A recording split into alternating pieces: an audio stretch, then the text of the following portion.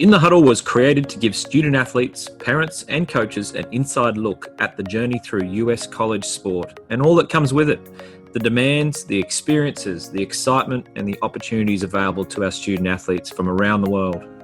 Study and Play USA facilitates a comprehensive, customised approach for student athletes and families for their whole journey, from their high school preparation years right through to US college graduation. Welcome to In the Huddle. In this episode, we'll sit down with a young man who this month has returned to the US to commence his second year in college as a football player. This young man has had quite the football journey, already experiencing plenty of ups and downs. For any family considering sending their son or daughter to college in the US, we recommend listening to this young man's perspective. So here to share some of his story so far, Robbie Baker has been kind enough to join us all the way from a chilly Michigan, Saginaw Valley State University. Welcome, Robbie. Thank you very much, Chris. Good to see you, mate, and lovely to see that Australian flag in the background there. You're obviously in your dorm room. Yep, I'm in my room here. I got my flag out on the wall. Yeah, good man. Doing it proud. And, mate, so you've had quite the first year. It's been quite a bit different to a normal first year over there, I'd imagine, but any sort of recollections of your arrival there at Saginaw Valley in Michigan? Can you remember those first days? Yeah, well, I arrived at the end of July last year, and I was fortunate enough that my father came over with me, and I remember moving into my apartment here with three other guys. We had a Brazilian, a Canadian, and an American, and then me. So it was an interesting little atmosphere going on there. Yeah, I imagine. Yeah, the weather was great here because it was summer over in America, and Michigan summers are, out of this world. It's so nice over here. Is that right? And yeah. Coming from Brisbane, where it was so hot in summer, I bet you that's quite a nice change, right? Yeah, definitely. The winters here are pretty bad. Everything's frozen, but the summer's just out of this world. So beautiful. Oh, you've chosen well. Sounds like you're happy there in that regard, and having that international house full of for players. Yeah. Must be interesting, mate. Yeah, definitely. All the guys are so good. The Canadian guy and I have a great relationship now, and the Brazilian guy just graduated actually, and he's been replaced by an English fellow. So we're not short of international students here. Yeah, that's really good. And your coach himself is not American born, right? Yeah, our whole coaching staff's actually from England. And over half the team are international students, so you get a bit of everything. Fantastic. Oh, that's good. And I think what we see with a lot of student athletes who have that experience with very international, it makes being away from home just a little easier, knowing that you're all in the same boat effectively, right? Definitely. Everyone's come from around the world, and you're all going through the exact same things, so yeah. It's good. And with the support of the coaching staff as well. My head coach graduated from this college, so he's been through it all. That's very handy. And I'm going to come back to the coach and how you came to choose this college when you did. We'll come back to that, and I'm sure the coach has plenty to do with that. But mate, tell us about your study. How did you find the study in your first semester over there? I found it quite easy. In high school I did the International Baccalaureate, so I actually found that more challenging than my freshman year here academically. Yeah. The first year, you're just doing your general education classes that, every college student has to go through. And you get to study a wide variety of subjects, but I didn't really struggle with anything. I managed to balance the training well, and all the coaches and teachers are always on the same page with commitment. So I didn't really have any issues the first year. It was pretty smooth. Yeah, and that's fairly consistent. That's something we try and tell our students when they're in year 12 here, stressed out, to their eyeballs. Yeah. What you're going through in high school here, and trying to balance sport. We're sort of not designed to do that too well down here, whereas you get over there, you've got support, and the schoolwork tends to be just that little bit easier as a result. You've got a lot of support, and as you say, you've got a freedom as to what you study in that first year in particular if you want. Yeah, exactly right. You get plenty of choice, and everyone's trying to help you out. Everyone's on your team, I guess you could say. So I didn't really have any stress going the first year. No, that's good. And in terms of, you mentioned doing general electives first year. You can do that second year as well. Is that what you're doing, or have you decided on your major yet? Yeah, so I was fortunate enough to graduate with some credits coming out of high school because of the International Baccalaureate. So I'm actually on to my major subjects. So I'm majoring in economics and finance. So this semester I'm already on to my like elective subjects and that kind of thing, which is really good. Yeah, good on you, mate. Fantastic. And what's the plan with that degree, Matt? Is that something that you discovered whilst over there? Is that something you feel like you've always wanted to do, even in back in high school? Yeah, I feel like it's something I've always wanted to do. I mean, I'm not exactly sure where I want to go in the field of economics and finance, but I know it's what I'm interested in, and I know it can take me a lot of places. So Yeah. I think it's something I can. It's good to study here, especially coming out of America with a degree in that. I think will open up a lot of opportunities down the track. So yeah. Definitely. No, we do see that business, finance, economics, they're all very, very reputable courses to take in America, and they'll set you up very well. So that's great to hear. And I guess, what about the football side of things? Or in America, obviously, they more readily call that soccer, as you know. And yeah, how did you sort of find those first few training sessions, being in a new environment of football? Yeah, so the first few sessions we actually had what they call captains practices. Yeah. So for the first 2 or 3 weeks, the coaches can't actually train with you because of NCAA rules. So the first 2 or 3 weeks, you're getting to know people, you're meeting all your teammates, and the captains are running it. So you're playing small-sided games, little drills where everyone's kind of involved, and that's when you get to feel the kind of dynamics of the team and potentially where you'll fit in if you're a starter or where the leadership comes from and all those kinds of things. So the first 2 or 3 weeks is like almost like an emotional roller coaster because you're just bombarded with like, am I good enough? Where do I sit in the team? And then you have the seniors and the juniors coming through and just dominating everything. Yeah. So yeah, so you're definitely at the position where you have to say to yourself, right, I'm going to make a mark. I'm going to put in a few big tackles or I'm going to score the most goals or something like that. Just so people know that like you're a freshman coming in, but you're not messing around kind of thing. You're here to take your position. Yeah, that's interesting because I mean you were obviously a very good footballer down here and well regarded, and we'll touch on your background in a moment. But yeah, how did you feel that the level did compare to the level you were playing here right before you left? I mean, you're playing NPL obviously and the state league. What's how do you feel that compared?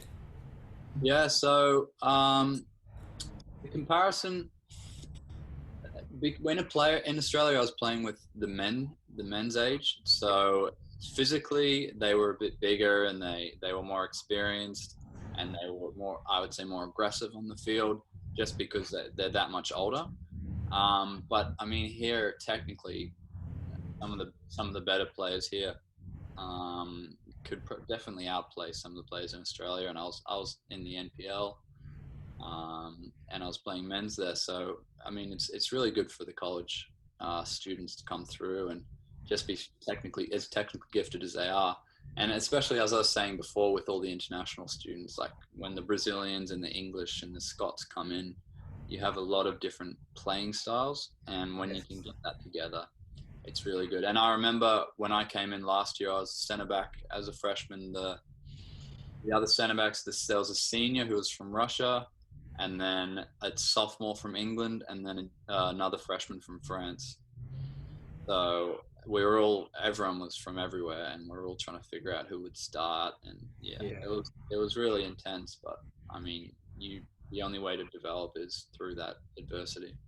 Yeah, that's exactly right, mate. And that we see that again and again with our student athletes. That first semester can be hard for a lot of reasons because you're away from home for the first time and all those types of things. But yeah, it's really important to sort of establish your place in the team, isn't it? And that can just be an attitude thing, and then obviously, make sure you're first to practice, last to leave, things that you're in your control. I sort of found that those things sort of help, and that's sort of the advice we tend to give to our kids. But Sounds like you've done that very well. And I guess when you mentioned so many different nationalities, that must be pretty difficult for the coaches too, because I know in football, you know, every coach has got their own style, how they want to play. And, you know, if you've got kids coming from Brazil being coached a certain way, and you played a certain club within Australia, and then other clubs would have different. So you bring all that together, sort of a melting pot of different styles. That must have been tough for the coaches, I'd imagine. Definitely, and exactly what you're saying. We've all been brought up by different coaches and playing a different style or playing a whole different formation. You know, some people haven't even played the same formation that we try to play here. And then Yes. on top of that, we have one of the French guys. We had two French guys. Fortunately, one could speak good English and the other could not Right. string a sentence together. So there was a lot of translation mid-session that the coaches had to stop. So there's a lot of different things that the coaches have to deal with, and the players do as well. Yeah. No, that's good. I mean, it's a good system to be in, because it's nothing's owed to you over there, and you got to earn it, and you know, it's not meant to be easy, right? So Yeah. And that's uh, how it should be. Yeah. yeah, absolutely. If you're wanting to get better, it's not, if you've got to get uncomfortable. So that's sounds like it's definitely, you've been through that pretty tough period already. So look, this next topic I've been pretty looking forward to talking to you about, Robbie, because we haven't really touched on it yet, but we're sort of on a similar topic. That look, those families with sons and daughters looking into playing college who've ever met with us, they'll know that one of the most important concepts to grasp in your sport of football slash soccer is how the divisions of competition work in the US. In football here in Australia and in everywhere around the world, really, we're conditioned to the idea of teams being elevated to higher divisions or relegated to lower divisions based on performance. So when you look at the US college system, when considering what college to go to, almost 100% of budding college players are naturally attracted to Division 1 over Division 2, for example, or other divisions. And I remember, Robbie, you were no different, and understandably. But I remember you were talking to one of the top-ranked Division 2 programs along the process, who had previously drawn with the top-ranked men's program in Division 1, and I think that was a big turning point for you, Robbie, in terms of, I guess, understanding the difference in divisions in America, and how it's not about elevation and relegation. And obviously, you've eventually settled on going to a strong Division 2 program. So, mate, I'd love for you to give your take on the different divisions and those lessons you've learnt now that you've sort of been there for a little while. Yeah, definitely. Yeah, I'll go through the divisions. So as you were saying, so there's Division 1, 2, 3, and then junior colleges and NAIA. And basically what I've learned is that Division 1, that, as you were saying, and you taught me before I came in, Division 1 is athletic scholarships only, and then Division 2 is athletic academic, and then Division 3 is academic. And what happens basically with Division 2 eligibility, it's not as strict as Division 1. And especially with soccer, that can really benefit the quality of the competition. So in Division 1, if you've signed a professional contract somewhere around the world, you basically can't play Division 1. And if you're over a certain age, you can't play Division 1 sort of thing. I mean, there's definitely exceptions here and there, but that's basically how it goes, and what I've seen with my teammates and other players around here. And then with Division 2, we've had players who have signed professional contracts playing in Division 2, but they may lose a year of eligibility sort of thing. So my roommate last year was from Brazil, and he signed a professional contract in Italy when he was about 17 or 18 years old, meaning he was ineligible for Division 1, but he was getting full scholarships from all the best Division 1 programs you can think of.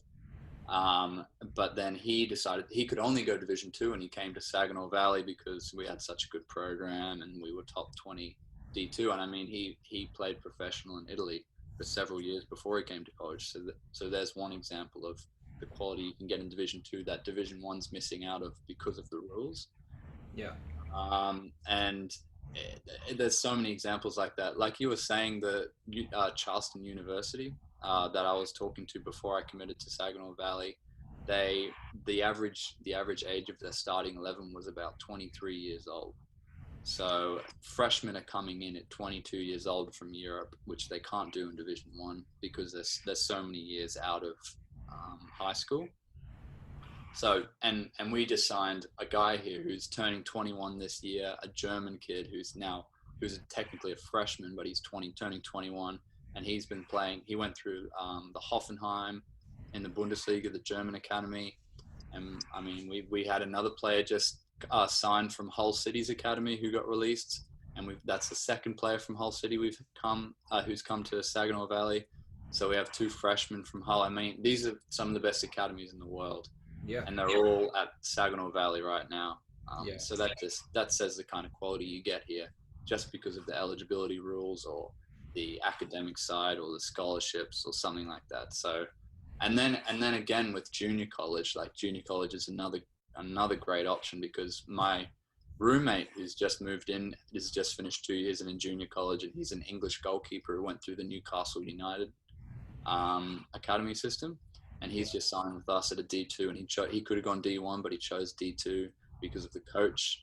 They're both from the same sort of area in England. So, yeah. I mean, as you were saying, when I was committing to Saginaw Valley, I was like, I want to go D1, I want to go D1. You know, exactly what you're saying. Everyone in Australia is like D1, 2, 3. It's like tiers, but it's completely different in America. So some of the best players who are turning pro after college are coming from D2 or NAIA programs. So yeah, it's just, yeah, the whole mentality in Australia is it's different in America, how they do it here. Yeah, no, that's really appreciate those words, because I think, you know, as I said to you a little bit earlier, there's, you know, we talk to families about this all the time who are embarking on this journey for their sons or daughters in football, and specifically, the word division just implies automatically a vertical hierarchy, as you said. So you've got to look at it horizontally and not even look at divisions, really. Only look at divisions from an eligibility perspective. There'll be a certain division that suits everyone in terms of their academic level, financial needs, as well as your football needs, obviously. It's about finding the best program and best coach, really, isn't it? It's not, you can take the divisions out of the equation. It's probably the most healthy way to approach it. Exactly right. And 100%, it's about the coaches, and it's about your financial situation, your academic situation. If you put division aside, you're going to find a college that better suits you for the next 4 years, 100%. Yeah, no, it's very well said, mate. I couldn't agree any more with you than that. So, no, that's terrific. I really appreciate those words, and I'm sure that's helpful for listeners of this particular episode. So, mate, can I just ask? We talked about Saginaw Valley, and you've spoken so glowingly of your time there so far. Can you remember what actually drew you there, Robbie? What was the main sort of things? Yeah, so when I committed, we were a top 20 D2 college. We made the national tournament every year. The coach is from Newcastle in England, and he was the youngest coach in Division 2 last year. So, I mean, that says a lot about the quality that he has. And he's been bringing in exceptional quality players from England and all over Europe. So this, like, the scouting connection he has is quality. And basically, yeah, I mean, the facilities here are incredible. We have a full indoor stadium that we can use in the winter when it's snowing outside. The rehab rooms are incredible. And I mean, I'm in my apartment now, and it's like a 4-bed, 4-bath, and I have a room that's just as big as my room in Australia. So you're really living a good life here. And as I was saying, the weather in Michigan in summer is just incredible. And I mean, you can put up with the winter months. Yeah, no, that's part of the experience of getting out of Australia and experiencing something different, anyway, isn't it? Really? Yeah. We don't see too much snow down here, that's for sure. Yeah, I mean, exactly right. We can go snowboarding or skiing 20 minutes around the corner whenever we want in the winter. So you definitely get a completely different lifestyle than where I came from in Brisbane. Yeah, good. And mate, take us back. Let's rewind the clock a little bit. And I'm really curious, because I'm actually not sure of this myself in terms of where your football journey did start, Robbie. Like, so when and where did that start for you?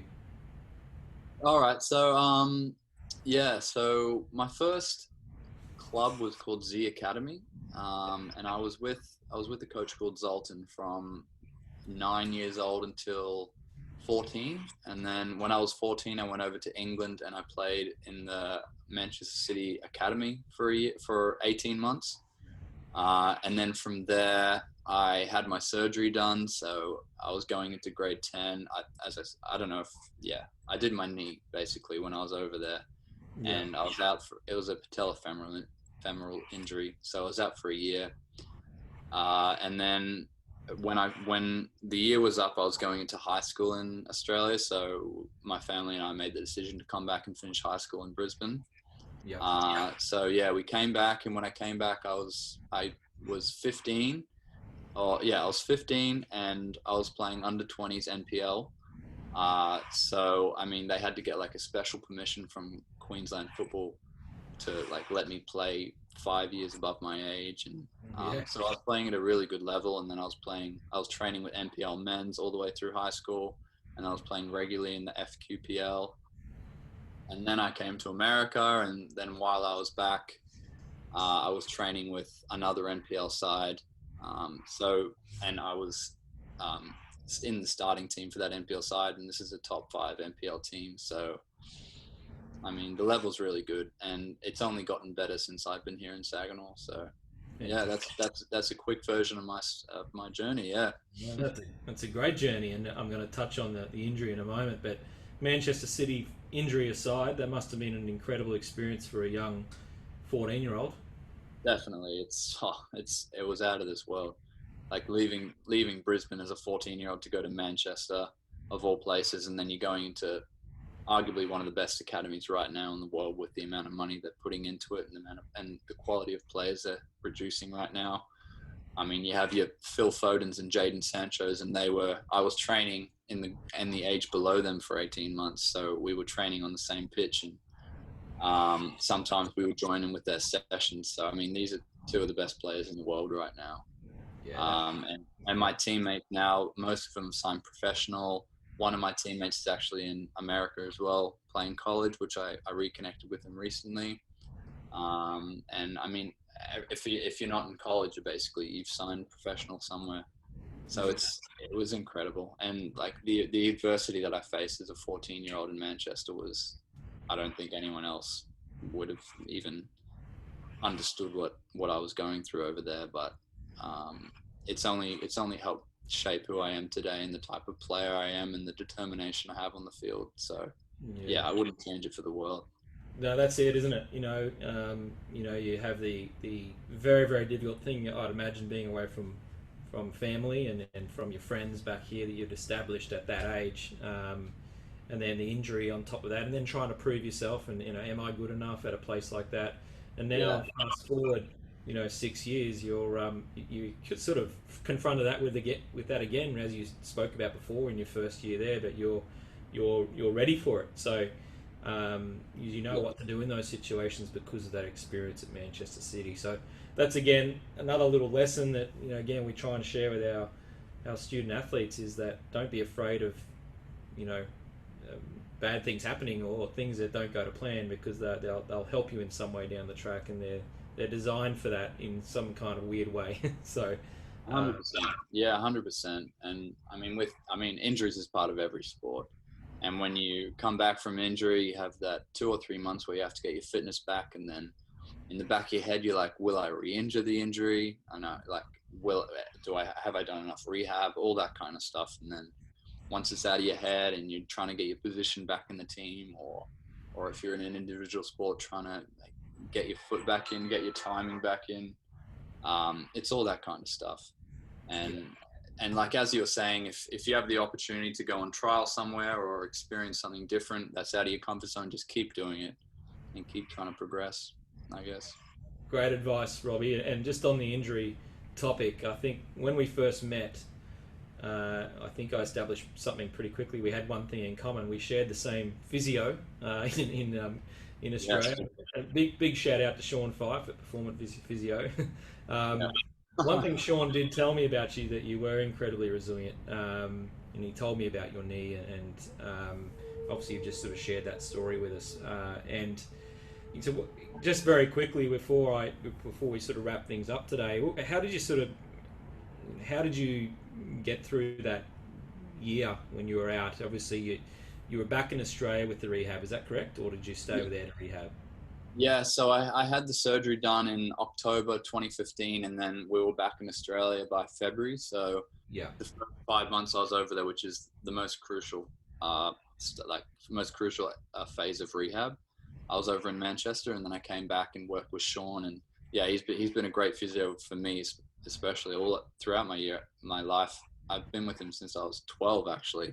Yeah. When I had a back injury, and I actually went back to him when I was over back in Australia a few months ago to do some stuff on my hip. So yeah, you just have to get the rehab done, and you just have to be disciplined about it, and you just got to keep in the back of your mind like you will come back eventually, and everything will be all right. So Good attitude. Good attitude. Well, Robbie, I've really enjoyed listening to all this because obviously I knew a lot of this myself, but just listening to you now, you're obviously just a little bit more grown up now. You know, you've a couple of years after we initially met, and you're one year into what sounds like going to be an amazing 4 year experience for you over there. So, just going to finish with a few quick questions, mate. These are quite random. Before I let you go, and I guess you're going to go do some study, right? I think we're actually going for a training session after this. There we go. Yeah. There we go. What time's that? What time's it? It's a bit.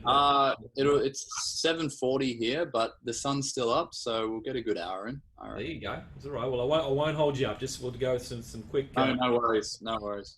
Quick fire questions. Give us one highlight of your first year to date. It can be football or otherwise. One highlight. The first game that I started as a member of the starting 11 my freshman year. Yeah. Right. Who was that against? I started in the preseason, but the first game of the season was against a team called college called Davenport, and that's when I realized my position in the team was cemented, and that was pretty special. Very good. Did you get the W on that day? No, but we ended up coming second in the league, so pretty good season. Yeah, well done. Good stuff. Favorite new food you've tried in the US? Rocky Mountain oysters. Do you know what that is? Yeah, I think I do, but tell us more. Bull's testicles, I believe it is. I spent Christmas in Colorado with a teammate who I developed a really close relationship with, and we tried everything: elk, bison, Rocky Mountain oysters. We tried cow's tongue. I think it was pretty incredible. Good on you for trying it all, mate. I lived 4 years in Oklahoma, and they had an annual calf fry, which is basically eating these Rocky Mountain oysters that you talked about, and that was not for me. So you're gamer than I am. Yeah, look, I wouldn't say I enjoyed it, but I can say I did it. So. Exactly right. It's better than me. So well done. What's your mode of transport around campus? My roommate's got a car, so he'll drive whenever we need to go anywhere, or I can just walk to class. It's about a 5-minute walk to all my classes. Great. No, didn't have a bike or anything from Walmart? No, I've got an access to plenty of cars, so I've made a lot of good friends here. Smart man. Yes, exactly right. Got to make friends with the Americans, so you have the car. It's generally not hard to do so, right? Just sort of say a few Aussie slang words, and you're in. That's exactly right. Use it to your advantage. Favorite class taken so far, Robbie? One of my general education classes was called, it was like an English 212, and it was about the history of hip hop and rap in America and how it influenced politics. Oh, wow. And that class opened my mind to everything about American history and politics. It was pretty amazing. Yeah, that's awesome. And favorite other college sport that you support around campus? Love watching the basketball games. Both because it's very entertaining and the quality is very good, but also because there are 4 Australians in the team. Cool. So there's me in the soccer team, and then those 4 in the basketball team, and no other Australians on campus. There you go. So you guys hang out a bit? Yeah. I've met them quite a few times, and we've shared a few stories. Fantastic. Yeah. Told a few stories too, I'm sure. Tall stories. Yeah, exactly.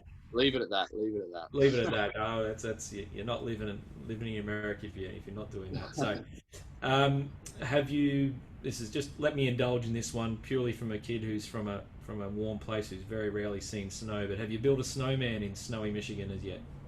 Definitely. You can walk out the front door and build a snowman if you want. We get plenty of snow here. Fantastic. Well, that'll do for today in terms of the quick fire questions. But as I said earlier, Robbie, you've certainly crammed a lot into your young life and football life to date. It's been a pleasure catching up with you, mate, and we look forward to what the next 3 years in college brings. And thanks for sharing your wisdom and experience with us, Robbie. It's been a pleasure, mate. No, thank you for having me, Chris. I've enjoyed a good chat once again. Great, mate.